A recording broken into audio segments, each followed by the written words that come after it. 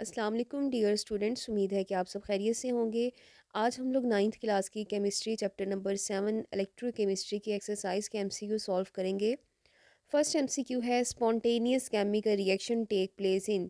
Spontaneous chemical reactions ऐसे reactions को बोला जाता है जो खुद ब खुद प्रोसीड करते हैं, जिसमें केमिकल एनर्जी को आप कन्वर्ट कर रहे होते हैं इलेक्ट्रिकल एनर्जी में। तो सही ऑप्शन है B part, galvanic cell. Formation of water from hydrogen and oxygen is redox reaction. Hydrogen and oxygen combine होंगे तो आपके पास वाटर बनता है और ये टाइप है redox reaction A part. Which of the following is not an electrolytic cell. ये आपके पास है B part, galvanic cell. The oxidation number of chromium in K2Cr2O7। इसमें क्रोमियम की ऑक्सीडेशन स्टेट आपने बतानी है, तो उसका सही ऑप्शन है +6 वाट। चूँकि ये आपके पास एक न्यूट्रल कंपाउंड है तो आप इसे पहले ज़ीरो के इक्वल रखेंगे। उसके बाद आप लोग पोटाशियम का नंबर होता है 1, यहाँ पे 2 पोटाशियम है, 1 ऑक्सीजन का होता है -2। टोटल कितने हैं आपके पास? 7 ऑक्सीजन है। तो -14 में से +2 आप माइनस करेंगे, आंसर आएगा -12, जो दूसरी साइड पे जाके आपके पास हो जाएगा +12। क्योंकि 2 क्रोमियम है तो आप 2 पे डिवाइड करेंगे, सही ऑप्शन बनेगा B part +6। Which of the following is not an electrolyte sugar solution. इसमें से करंट नहीं पास होता है।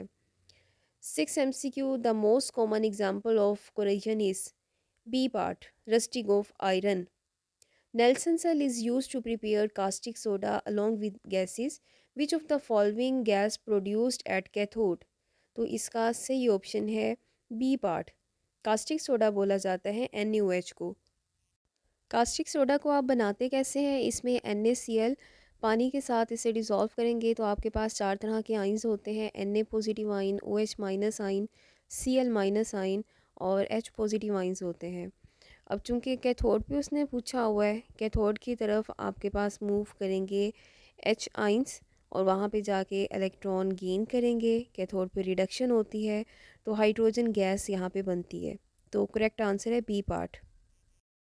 नेक्स्ट आपके पास MCQ नंबर 8 है। During the formation of water from hydrogen and oxygen which of the following does not occur. Formation of water के दौरान कौन सा इवेंट नहीं होता है? तो डी पार्ट है hydrogen behave as a oxidising agent.